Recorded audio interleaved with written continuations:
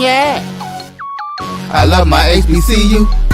And boy, I love it, love it. I love it, love it. I love my HBCU. And man, I hope my team they won one. I hope my team they won one. Yeah. Man. I hope my team they won one. I hope my team they won one. I tune into the HBCU Sports Lab to see if my team won or lost. If they lost, I'm quiet as a mouse. But if they won, keep tab. I'ma do the dab, yeah. Dr. Cavil, he know what he be talking about. Mike and Charles, they know what they be talking about. They compress the analytic data with this hip hop. If you know them like I know them, they gon' tell you if your team, if they won or lost, and who the ball.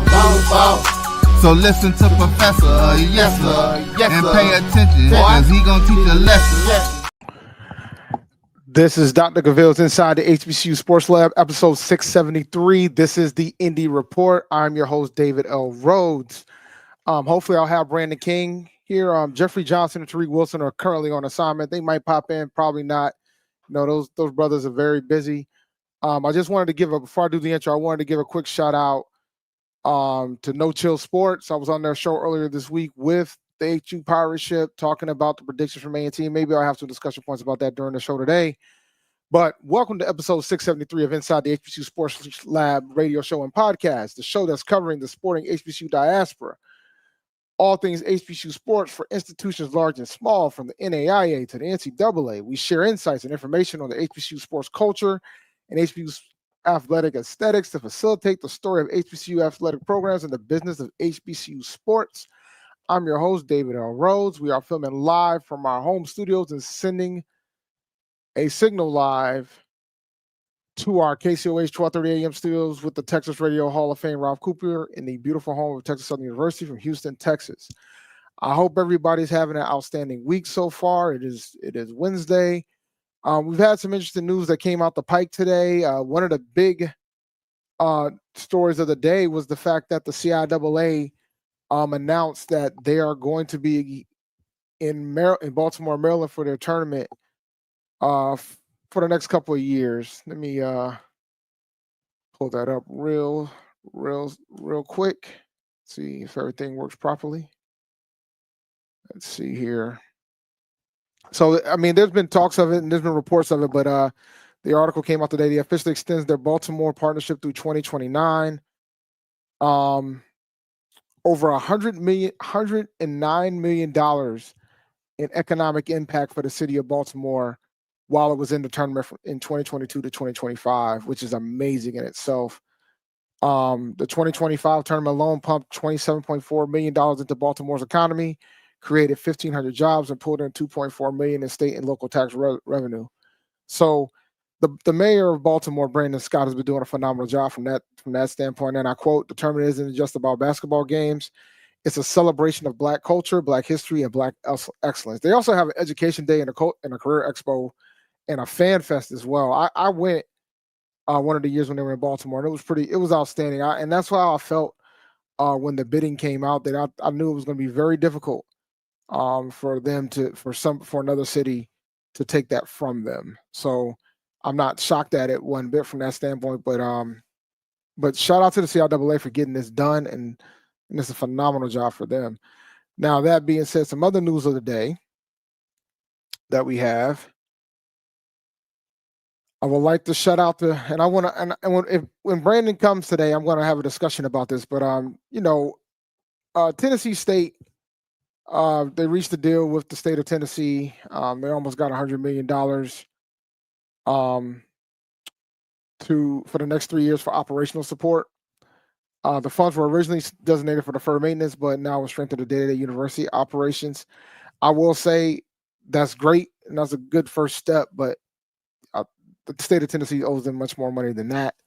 When we talk about athletics and NIL and things of that sort, and just to get everything that the students need, they absolutely need to go ahead and just pay their tab, so to speak, with regards to the state of Tennessee. But they're not alone from that regard. There's multiple states in this country that hasn't done a phenomenal job when it comes to making sure that the land-grant universities are getting their fair share. And shout out to to my alma mater, North Carolina A&T. They recently just announced that they got approved for an aerospace engineering program that's going to be under the Department of Mechanical Engineering at A&T. Phenomenal timing with phenomenal timing considering the recent announcement of them with Jet Zero coming to Greensboro, and A&T was a big factor in getting them done. Getting them there is going to be a $44.7 billion aerospace investment that's going to happen in the Greensboro Triad area. So, and A&T as a university is going to benefit from that from the standpoint of getting of folks potentially getting work there and things of that sort. So it should be really good. And Johnny Thornton, shout out to you, sir.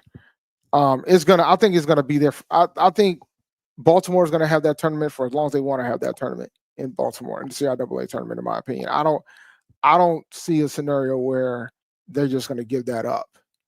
Because when you have events that stimulate the economy like that, those are hard for a city. Those events are hard to give away. That's why, like, when Charlotte let that one walk out of the door, I said, y'all probably ain't getting that one back. I think a lot of folks were waiting for Baltimore to not get it done, but they've been doing everything and more welcoming and they love it. The CI, from what I understand, the folks, the conference loves the tournament being there. And it's pretty set up pretty well. Like the one year that I did go, I stayed at a hotel that was like walking distance from the basketball arena. So you pretty much are right in the action, and the prices were reasonable. So it was excellent from that regard. All right. So yes, I just talked about our aerospace and aeronautical degree. It's not whatever it's called. Yeah, and it's funny because that getting approved for that has been over a decade in the making. They've been working to try to get this degree for a very long time, but I think the time is immaculate with the Jet Zero announcement as well, with them bringing 14,000 jobs and $4.7 billion into the economy. So, and it was great that A&T was at the forefront of pushing to make sure that happened from that regard. So it's big. It's big for the university, and it's big for HBCUs. Shout out to Chuck Hunt. How you doing, sir? All right. I'm trying to give my brother Brandon King a little bit of time. I'm trying to hold off, but he said he's going to be able to make it, so hopefully he'll get in here. But I'm going to take the first break, and we'll be back on the other side. And I'm going to talk about the predictions that I discussed on No Chill Sports earlier this week. I was on their show on Monday, and I'm going to just have a discussion point about it for a little bit, give you guys my thoughts about why I feel how I feel about A&T and Hampton too. So we'll be right back after this break.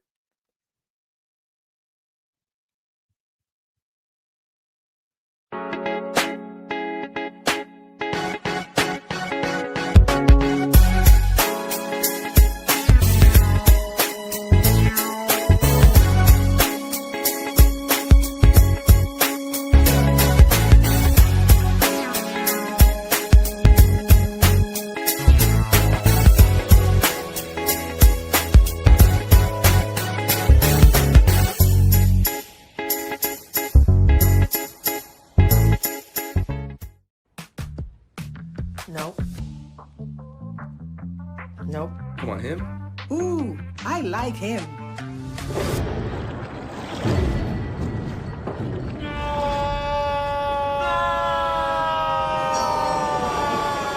Quick, the quicker picker-upper. Bounty picks up messes quicker, and each sheet is 2 times more absorbent, so you can use less. He's an 8. He's a 9.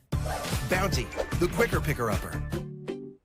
This is Brian Fulford. AD Drew and I are co-hosts of the BCSN Sports Wrap. We talk about all things related to HBCU athletics. From the games, teams, coaches, and fan interest stories, we cover it all. You can find our shows on Facebook at BCSN Sports Wrap, YouTube at MyJBN Online, and everywhere you listen to podcasts like Anchor, Spotify, Google, and Apple Podcasts. You can also find the show on the Jericho Broadcast Network's app. Make sure to download. We look forward to you joining the conversation and being a part of the show. This is the Dean of the College of HBCU Sports, Kenyatta Cavil of Dr. Cavil's Inside the HBCU Sports Lab with Mike Washington and Charles Bishop.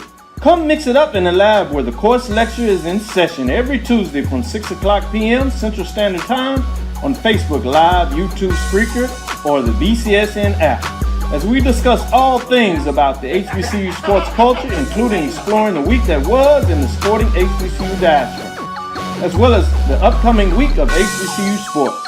With me, the Dean, the College of HBCU Sports, on Dr. Cavil's Inside the HBCU Sports Lab with Mike Washington and Charles Bishop. Course lecture dismissed. Football fans, HBCU football is back in the ATL with the Cricket MEAC SWAC Challenge Kickoff. Representing the MEAC, North Carolina Central, and representing the SWAC, Southern, Eagles, Jaguars, the Marching Sound Machine, the Human Jukebox. The kickoff trophy is up for grabs, and bragging rights are on the line. The rivalry is real. Bring the family and join us pre-game for the fun-filled Coca-Cola fan experience, including band jamborees, food, activations, and fellowship. For tickets and information, visit MEACSWACChallenge.com. Compress the analytic data with the hip hop. If you know them like I know them, they gon' tell you if your team, if they wanna lose, and who the ball. So listen to Professor, yes sir, and pay attention, cause he gon' teach a lesson. This is Dr. Cavil's Inside the HBCU Sports Lab, episode 673. This is the Indy Report. I am your host, David L. Rhodes. I wanted to discuss a little bit of what happened on the HBCU Hour, and I want to apologize as well for those who did watch the show, and shout out to Pooh. I was on a train heading back from New York to head back the road out from New York and heading back home, and I told myself I was going to hop on if I could hop on. Internet wasn't as kind as it should have been, but I was still able to get it done. And we got into discussions about the expectations for our roster and our team this year. I think from Hampton's perspective, they expect to fight to make the FCS playoffs, which I completely understand from that regard. I think it's going to be critical that they get some of those early wins for Hampton. They have a manageable schedule. They showed last year they're able to go up against they're able to compete against top 25 opponents. They pretty much lost to two of them by less than a possession, and I still think they should have beat Rhode Island last year. But however, I think they got their head coach in Boykin, and I think that they are going to be very competitive in that conference this year. So hopefully they see they'll get the next step with them taking the interim tag off their current coach. Now as for A&T, I want my Aggies to be cautiously optimistic and temper expectations of what this season is going to look like. And I say that because there was a lot of turnover from a roster standpoint. You got a brand new coach, brand new coaching staff, a new scheme that's got to be learned. And while I feel like the CAA, and I'll pull A&T schedule up real fast. And although I do feel like the CAA conference schedule this season is probably the easiest one they've had up until this point, I still think it's going to be an uphill battle for Coach Sean Gibbs and the crew. I think they're going to be better. I think they're going to be more competitive. And hopefully I think they'll get their first conference win. But in that regard, outside of that, I think this season is about growth more than anything else. I know they're going to try to win a championship. I just think that the talent disparity and the timeline is going to be fascinating to see how well they play this upcoming season. And speak of the devil, I think we got Brandon here. Brandon, what's going on, man? Oh, he's not quite ready. All right, I'll let him out. I'll let him go for now. But I see him; he's backstage, so we'll give him a minute. But overall, I think. And let me pull up the skid real fast. Oh, he's got two going. All right, let's see what we got going here. There he is. Okay. Mr. King. How's it going, my brother? What's going on, man? All right. I'm going to pivot back to talk about the news about what's going on with Tennessee State, man. It looks like you guys about to get some money. Or they're reallocating the money. Yeah. I mean, look, I guess it's a good thing because, $96 million is better than nothing. So I won't poo-poo on it too much. It's a far cry from the billions that we're owed. So hopefully this is at least a step in the right direction. Because infrastructure is something. At least attention to that is something that's vitally needed. So looking at it from that standpoint, I guess the good thing that we're finally getting the resources that we need to address some of those issues um, is happening. So I'm going to look at it as the glass half full instead of half empty. So It's more like a quarter empty, but or like 75% yeah, empty, really. But you know, yeah, it really is. nah, yeah. I mean, universities got to keep fighting to try to get their money. But it's good that because I know initially that was for like construction projects, and now they're letting you guys spend the money where you absolutely need it, which is operating, Yeah, which is good. because and I can't remember. I may have mentioned this on a previous show because when Eddie George was there, he had mentioned this that they had gotten some uh, several millions, tens of hundreds, tens of millions of dollars that was directed to TSU, and he was saying that there was like limits that they were being told specifically how they had to use the money. It was like, we're giving you money, but it's all these strings attached to it. You couldn't use it for for new buildings because at that time enrollment was shooting up, and space for these incoming students was a major issue at that time. And it was like, well, you can't use it to build new buildings. You can only use it to support existing infrastructure. It was like,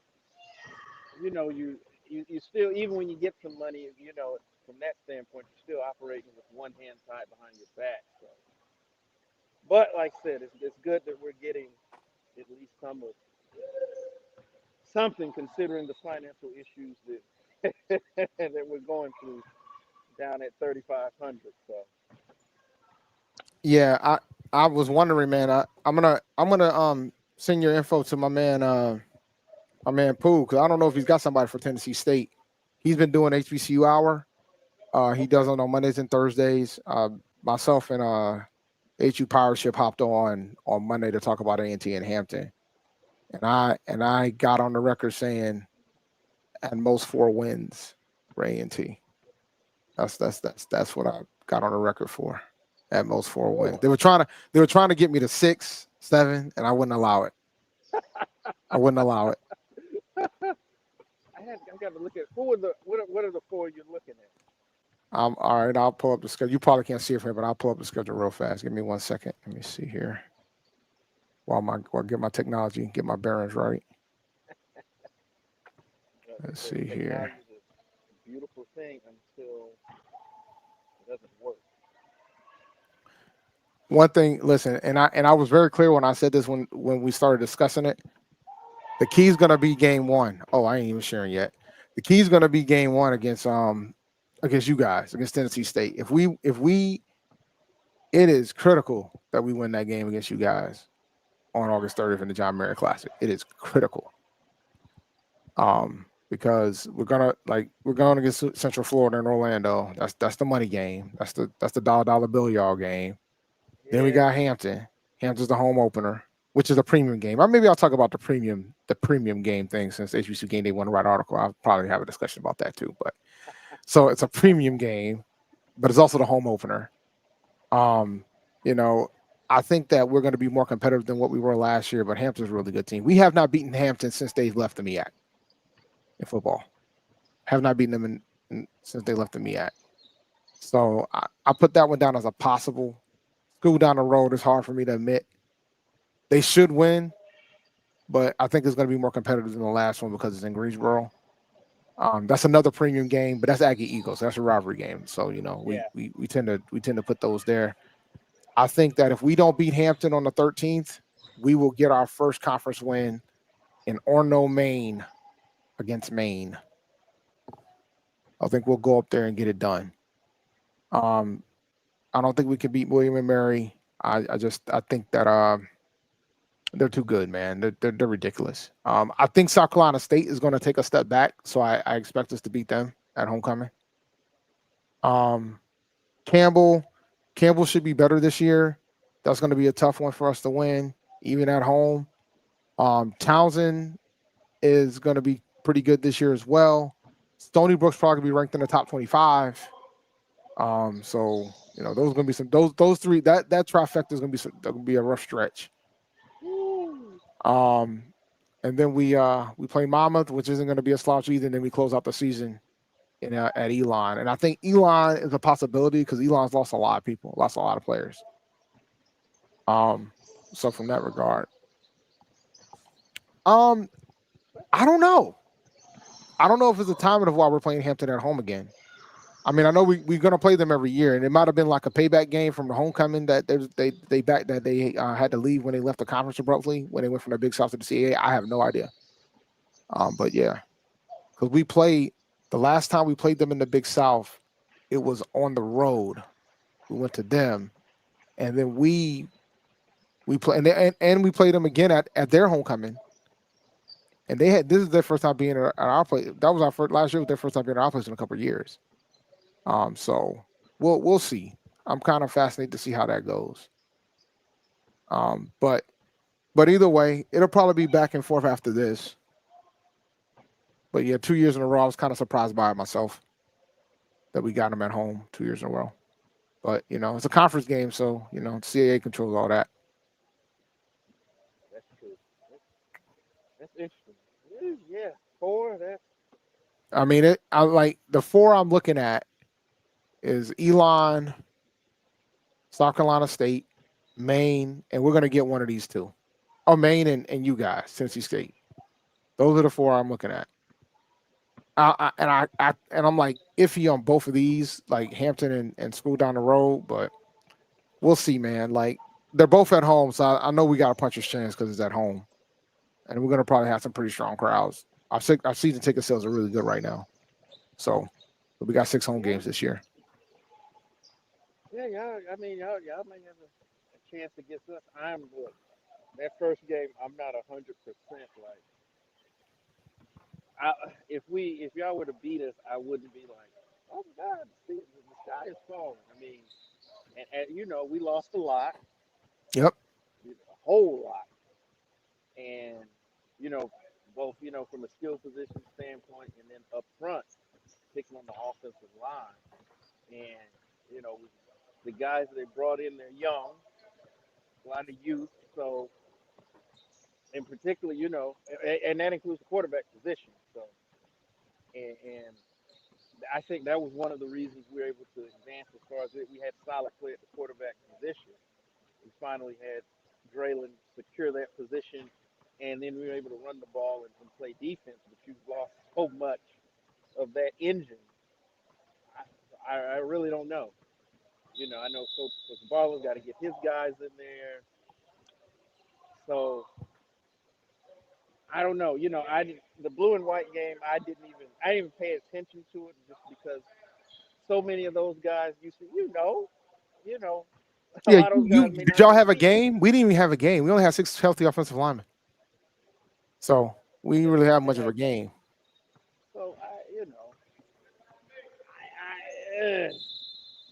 so I said it would definitely not surprise me if y'all were to come to Nashville and win that game, um, because there's just so much uncertainty, from having a new coach and trying to bring in so many, new guys, and that's gonna take time to gel. And so, Oh, it's the same. We're in the same boat a little bit, man. Because like when we let go of the Coach Brown, there was some folks that hopped into the portal. There was some folks that came and went and left. Because I heard that some players quit the team when the new coach showed up. So there was a lot of there was a lot of a lot of changes that happened. Um, from that aspect of it all. So we got some new pieces. Then we already lost 2 of our quarterbacks already potentially for the one, definitely for the season. So it's not so sure about KJ yet, but he broke his leg the day before the spring game, right? I mean, we picked up a quarterback, Champ Long, that made all the headlines from Maryland, but it's going to be interesting to see what we look like. But I stand by what we look like. How the game against Tennessee State goes is going to be critical to the season. Because I think the big thing that our program has to learn right now is learn how to win again. And I think that's why I think that first game is going to be critical.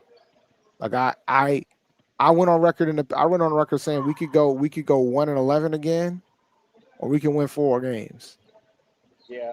Like it could be that bad, and if we do go 1, and I don't anticipate we are, but if we do that again, the fan base better have some patience because it's going to take some time to fix this. It's going to take some time, man. Even with all these CAA teams going to the Patriot, it's still going to take some time because there's still some pretty good teams still left in that conference, contrary to what everybody thinks. Like there's some pretty good teams still in that conference. Like Rhode Island was a top 25 team. Stony Brook was a top 25 team. There's still some really good teams left in that conference on the football side. So like I know folks always talk about it. I'm like, yeah, there's still some pretty good squads on there. New Hampshire recently was a top 25 team. Like they're still in the conference. Yeah, that schedule. I think that 3-game stretch. Y'all ain't not a walk in the park. Well, let me pull up Hampton. Let me show you what Payne looks like. Hampton's got a rough one, I think. Hampton's got a pretty tough one. Let's see if I can pull it up real fast. Actually, you know what? I want to take a break. Get a commercial in real quick. All right, so we'll be right back right after this commercial break, and we'll go over Hampton after the break.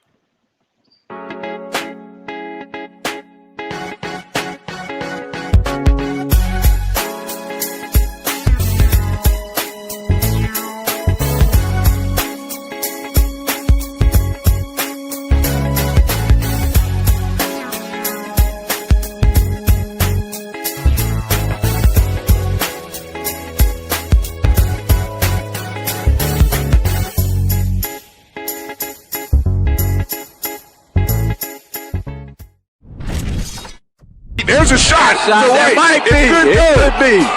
Right field. Grand slam. What a shot. That's how you get hot, young fella. Thank you guys for what you do for HBCU athletics. This is a fantastic avenue for all of us. This is our ESPN, so we love what you guys do, and all you guys at BCSN. We really appreciate what it is that you guys do for us. The human voice has always connected audiences with experiences. Major brands all across America have trusted Kever's voice time and time again. Conversational, powerhouse, intelligent, and sincere.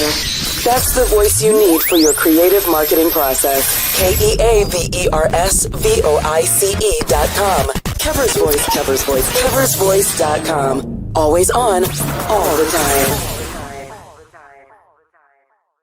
This is Ryan Fulford. AD Drew and I are co-hosts of the BCSN Sports Wrap. We talk about all things related to HBCU athletics. From the games, teams, coaches, and fan interest stories, we cover it all. You can find our shows on Facebook at BCSN Sports Wrap, YouTube at MyJBN Online, and everywhere you listen to podcasts like Anchor, Spotify, Google, and Apple Podcasts. You can also find the show on the Jericho Broadcast Network's app. Make sure to download. We look forward to you joining the conversation and being a part of the show. Football fans, HBCU football is back in the ATL with the Cricket MEAC SWAC Challenge Kickoff. Representing the MEAC, North Carolina Central, and representing the SWAC, Southern, Eagles, Jaguars, the Marching Sound Machine, the Human Jukebox. The kickoff trophy is up for grabs, and bragging rights are on the line. The rivalry is real. Bring the family and join us pre-game for the fun-filled Coca-Cola fan experience, including band jamborees, food, activations, and fellowship. For tickets and information, visit MEAC SWAC Challenge. Compress the analytic data with your hip hop. If you know them like I know them, they gon' tell you if your team, if they wanna lose, and who the ball. So listen to Professor, yes sir, and pay attention, cause he gon' teach a lesson. Welcome back to episode 673 of Inside the HBCU Sports Lab. I have Brandon King here with me, and here's Hampton's schedule, guys. We're going to go over Tennessee State as well. I don't know how much pain you're willing to take, but we'll go over Tennessee State schedule as well. All right. So here we go, man. I know it's super early. I mean, because it is June, but, you know, the speculation is fun. So, look, man, they open up the season going to Jackson, Mississippi against Jackson State. And I said this on Monday, and I'll reiterate it again. I don't think this game is going to be like a lot of folks are saying that Jackson State's going to blow Hampton out. I think this game is going to be much closer than folks are going to give it credit for. And And if somehow, I expect Jackson State to win this game, but I think this is probably going to be the toughest FCS opponent they play all year. And if somehow, if Hampton pulls this off, oh my goodness, there'll be some debates coming in these streets so fast because everybody's I expect Jackson State to win the SWAC. Yeah. Like I expect them to go undefeated in the SWAC, and I expect them to win the SWAC. So if they come in here and Hampton pulls this upset, they're going to consider it an upset. If it does happen, it's going to be some fascinating discussions if Jackson State decides to run the table and win the Celebration Bowl. Some fascinating discussions. Oh yeah. Fascinating discussions. Yeah. All right. And then they get their home opener against Little City State. Get the Division II fix in. Then you got A&T. We talked about that game. That's going to be an interesting one. Then they got the Battle of HU, and then they get into the thick of conference play. They got Elon, Norfolk. They got the rivalry game against Norfolk, which is going to be crazy. Michael Vick. That's going to be crazy. His wife is a pirate, so that's going to be insane. That's going to be insane. Then they got Campbell, Villanova. That's going to be a tough game, man. At Villanova that's going to be tough. This is their last year in the conference. Then you got Monmouth, which is going to be another tough one. They should be able to beat Maine at home. Then they got William and Mary, and they close out in Rhode Island. I'm going to try to go to this game. This is about 30 minutes from where I live. So I'm going to try to go to that game when they play Rhode Island, which is going to be another tough one. That is tough. Yeah, that closer is tough, man. And to pick William and Mary for senior day is asking for it, I will say. But at least it'll be at home. They tend to play way better at home. So I mean, they got some of their tougher opponents at home, which helps. But that Villanova game, man, that's gonna be a rough one for them. That's gonna be a rough one. But they should be able to beat Elon. They should be able to beat Campbell. I'm gonna roll 50-50 with A&T, but we'll see. They'll be competitive against Monmouth. They'll beat Maine. So they're gonna have to pull an upset either with Monmouth or maybe William Mary's gonna be tough at home, man. That's gonna be tough. William Mary's so good. I mean, I could see them getting 4 or 5 conference wins. If they beat Jackson State, they beat Howard, they beat Norfolk. I mean, that's 7 wins. 7 wins, that ain't bad. 7-5, that ain't bad. Well, 8, right? Because they'll beat Liver City. They'll beat Liver City State, but that doesn't count towards playoff contention. But 11 Division I games, they win 7. They'll be in the discussion. Put it on the 7 that they get. That would be a whale of a season for them. Oh yeah, it would be. It absolutely would be. I mean, I just think the key for them, because the big thing that HU Pirates that Tariq kept saying was playoffs. We got to make the playoffs. They got to get at least 7 wins. 8 will probably get them in. 7 Division I wins will probably get them in, likely, because the conference has still got, and if they're competitive against Villanova, they got a shot. So it'll be interesting to see how they do this year. And Any thoughts? I'm not too familiar with their roster. I don't know how much they lost in terms of that they've got coming back. But last year, you look at some of the games that they let slip through their fingers. Oh my God, man! You pick up 2 or 3 of those, and it's not you're probably in the playoffs, or at the very least, we're sitting here talking about how did Hampton not make the postseason, considering the season that they had. I mean, they let a couple slip through. So the hope would be is that they have taken those lessons from those lumps last year, and they can apply them and be a better football team. And if they're in those situations again, maybe they can pull out some of those wins. And like I said, with some of the other teams that are on the schedule, they can get those, and you're potentially talking about being in the discussion to play some postseason football. So, to put it in perspective about how their schedule went last year, they lost by less than 3 points to Morgan. Yep. they got blown away by William and Mary, but they should have beat Rhode Island at home.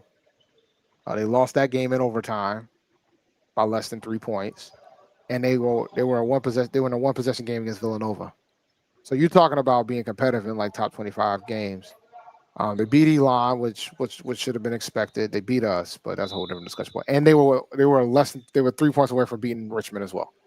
So like they can compete in this conference. It's clear that they can compete. I'm just gonna I'm answering the question. Like they went 5-7 last year, but you're talking about 3 one possession games against ranked opponents.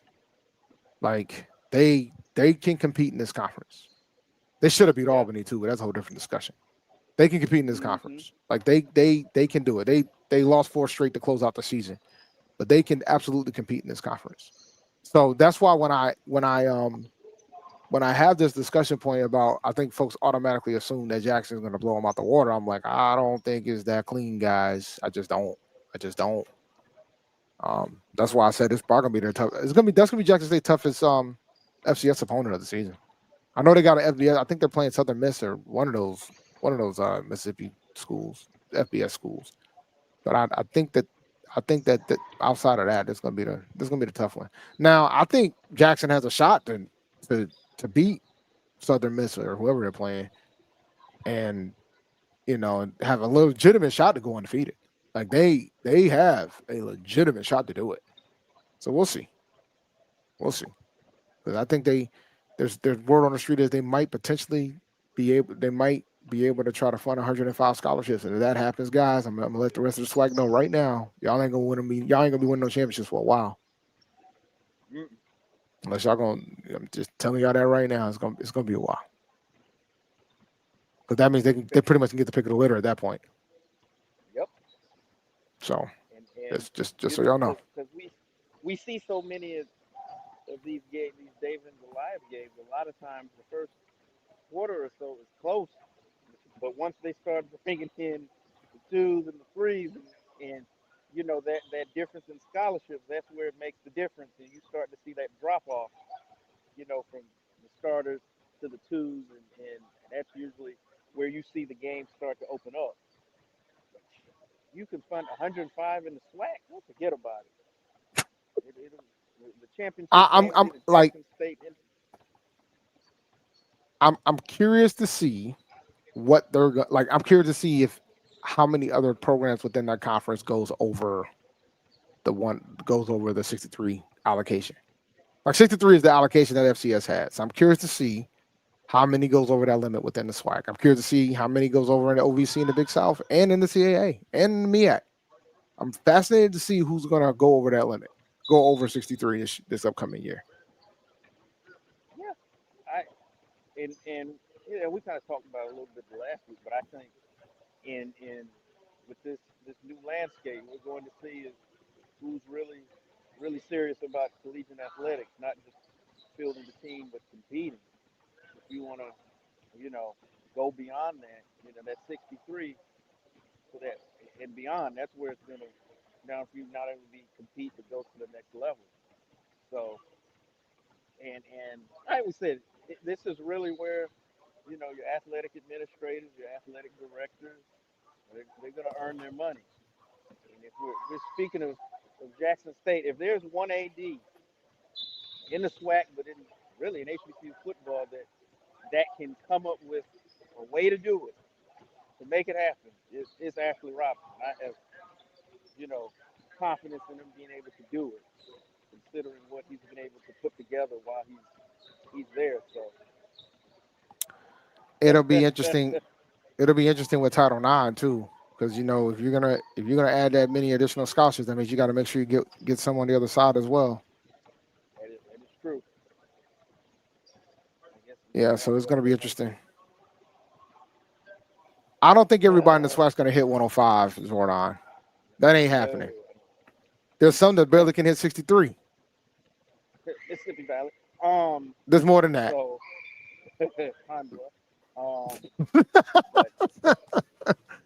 but the thing is, I'm not trying to be petty today. No, I know you're not. I know you're not.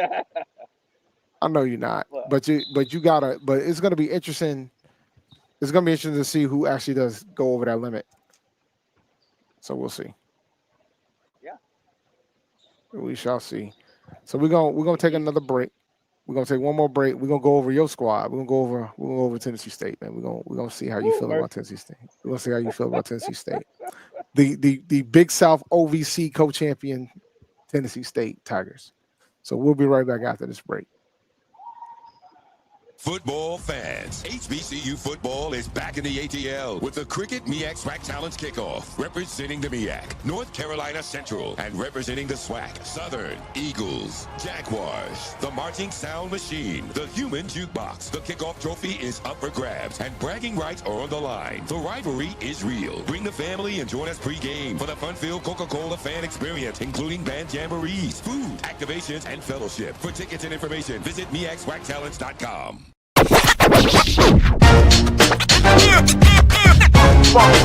It's like a loop machine. All around town, people trying to get down.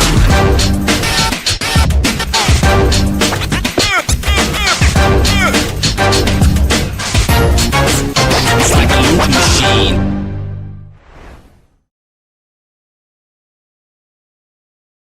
The Cavil Group is a Florida-based marketing and training consulting firm. We help businesses communicate to their target audience and engage them in conversation. We also help to expand their audiences, which will ultimately result in growth for those organizations. In addition to being a certified constant contact specialist, my colleagues and I are also certified in John Maxwell Leadership Principles. We use these proven principles to conduct workshops, training, and private coaching sessions for individuals and companies looking to take things to the next level. Contact us to schedule a free consultation. Issues today, don't delay, call Cavil. This is the Dean of the College of HBCU Sports, Kenyatta Cavil of Dr. Cavil's Inside the HBCU Sports Lab with Mike Washington and Charles Bishop.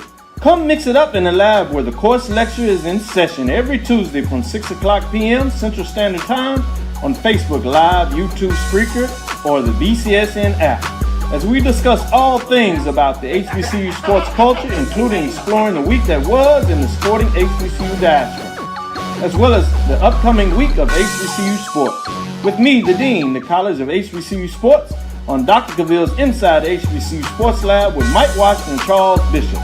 Course lecture this. Compress the analytic data with your hip hop. If you know them like I know them, they gon' tell you if your team, if they wanna law, and who the ball.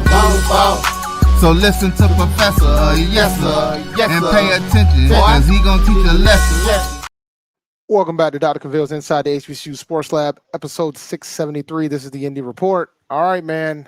We're gonna start with these first two games in the docket. I know how you feel about the game against A&T. We already know how you feel about the game against A&T, but I just want to know, you know what, man? Can you guys keep it competitive for one quarter against North Dakota State?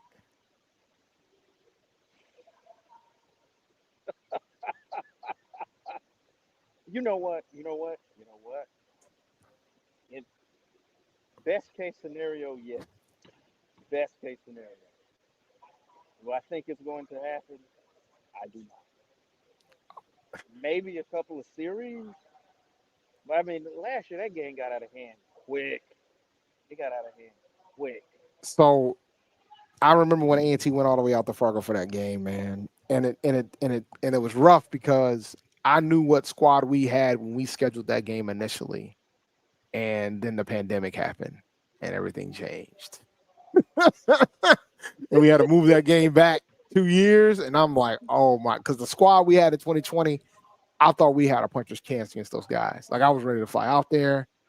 I thought we had a puncher's chance against those guys. And then the pandemic happened, roster turnover happens, portal, all that. And I'm like, oh. I mean, we had the front to compete with them. We had the running game to compete with them, but we had nothing else. So it was bad. At least you had that. I don't think. I mean, last year, that was our best team in 20 years, and it got out of hand quick. and now you're coming back with a young team, that you've lost. Like I said, most of the driving forces behind taking that team to the playoffs, and now you've got North Dakota State coming in game two.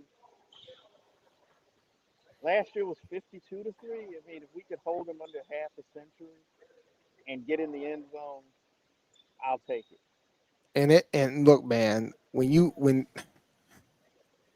the way that they play, it is so physical, bro. Like it is so physical for the whole game, and it's like the most brutal 52-3 you'll ever see.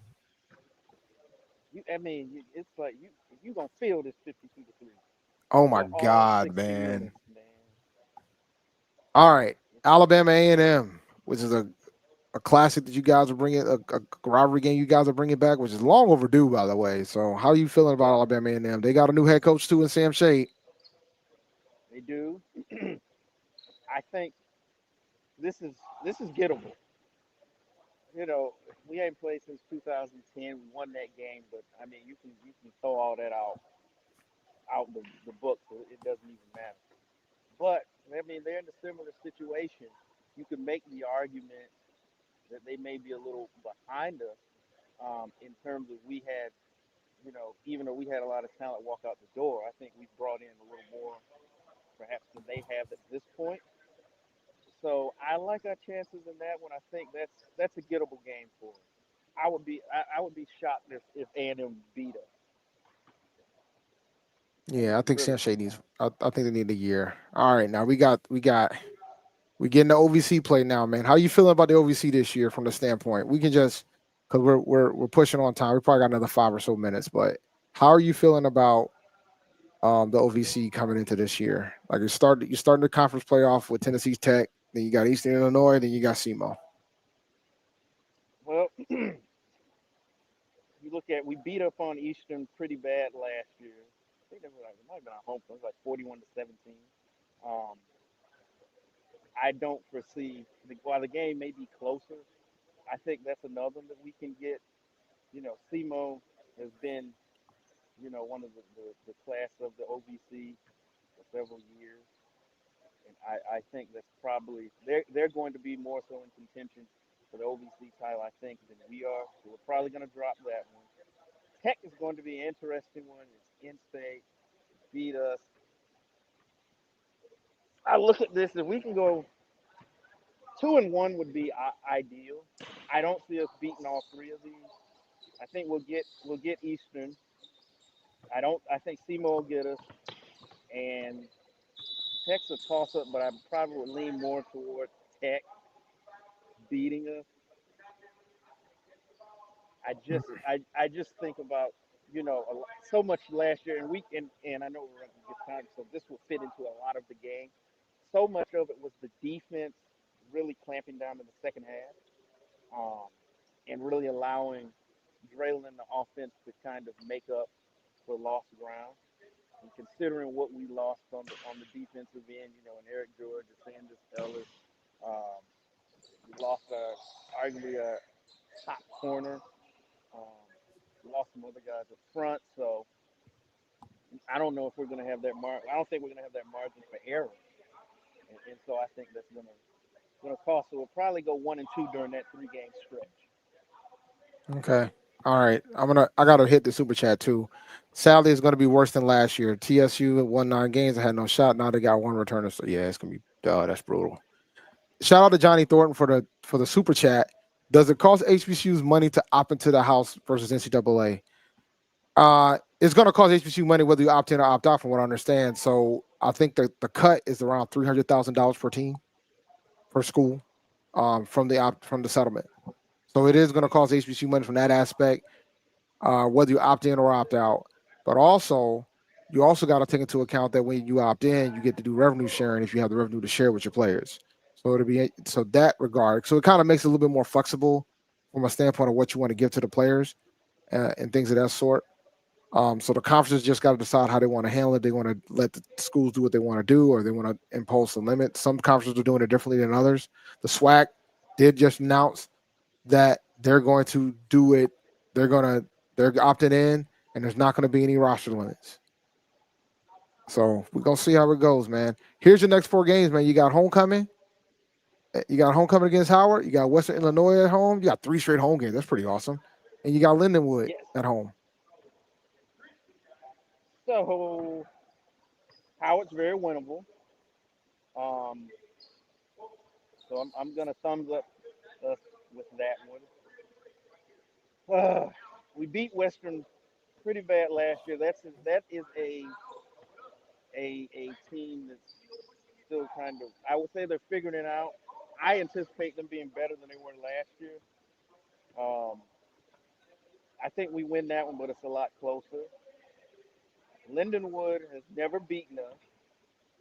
They may next season or this coming season. And Martin, I'm trying not to be over pessimistic, but I think we dropped that one too. Maybe at that point we would have gelled and can get by that one. But I'm trying not to be negative. This is gonna be a rough season. Gardner Webb. Y'all should be able to beat Charleston Southern though. That's probably the only one. I think Gardner Webb is gonna get us. But I'm always overly pessimistic when it comes. So looking at it, I don't think 5 wins. We could top out at 6. I think 6 was the ceiling. But I don't think 5 is out of the question. 4 is what I'm looking at. So 4 and 2 possible. It's a good spade team. Okay. Yeah, I'm texting my daughter. My daughter's taking the train back home today on her own, so I'm just making sure she's good to go. But yeah, she had orientation this week. Oh yes. Yeah, I went down there. I went down there with her Sunday. I took the train back on Monday because I had parent orientation on Monday, and then she stayed until today. So she's taking the train back today. So when it comes time to drop her off when school starts, will you be a little misty-eyed? No, I'll tell you what though. I'll tell you a story before we close the show about this. So basically the way they do it so my daughter's going to Hofstra. So the way they do it is that they tell everybody to go to the dorms. The parents, the kids, tell them to go to the dorm, right? Where they're going to be staying. And the guy walked out, was like, I have good news. We're going to take good care of your kids. We're going to take good care of your students. But the bad news is y'all got to go. So please leave. Hug your child goodbye. If you want to leave them some money, you can. And they'll call you when it's time to pick them up. And so they told all the parents to go outside and leave the parents there and leave the kids in. Some of them parents were hurting. I tell you what. And it was like y'all orientation is in a completely different building on the other across the street at the student center. Wow. Thank y'all for coming out. God bless you. Good night. Yes, sir. So imagine like you show up at like 8. You show up at 8:45 in the morning. They tell you bye. Your orientation is this way. Wow. Yeah. And I did get a phone call, and it's funny because like they were like, so one of the sessions they were talking about like how often have you reached out to your kids since you left them there? And I didn't. Like I was waiting to see when my daughter was going to call me or text me or whatever. And she didn't call me till Tuesday. And so I was like, if she and look, man, and I'm cool with that because my perspective has always been, if you ain't calling me, that means everything's good, everything's fine, you're having a blast. So enjoy it. Don't call me. She called me a lot today though, because she was trying to figure out the train situation today. So I told her, you're gonna do this one on your own, homie, because you gotta learn how to do this. Like this is what you gotta do. I'm not gonna keep driving down there to come pick you up every time you want to come home. Well, hop on that Amtrak. It's a 3-hour ride. I can dig it. But all right, man. Let's go ahead and close out this show. Yes, sir. Appreciate you coming, sir. Always. Absolutely. We're gonna get the pirate here at some point because I do want to have an NIL discussion with those guys. I know Tariq really wants to talk about it, so I want to get. He gotta quit being on assignment and show up. But Yeah.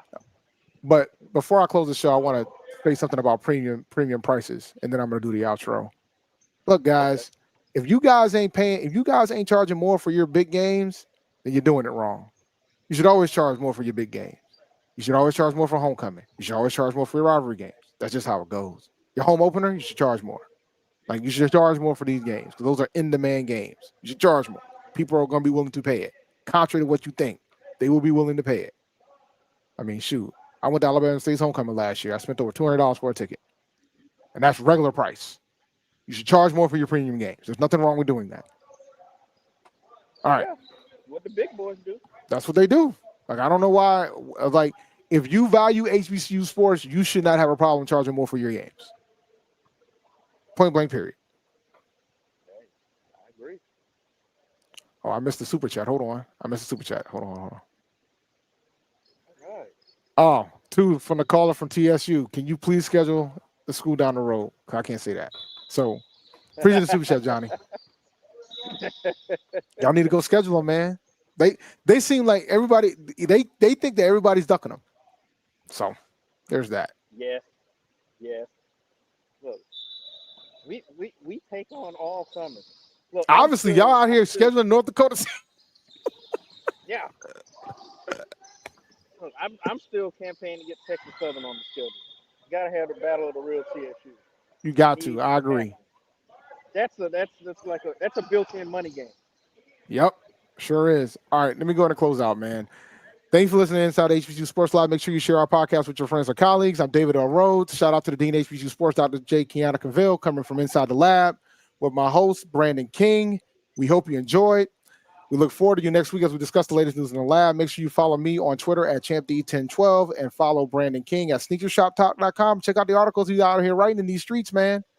And make sure you follow Dr. Cavil on Dr. Kenyatta Cavil on Twitter, Facebook, and Instagram. And make sure you follow the Facebook page Inside the HBCU Lab 1, Inside the HBCU Sports Lab 1 on Facebook, and Inside the HBCU Sports Lab on YouTube. Dream big and continue to move forward. We will talk to you soon. Brandon. Of course. Lecture dismissed.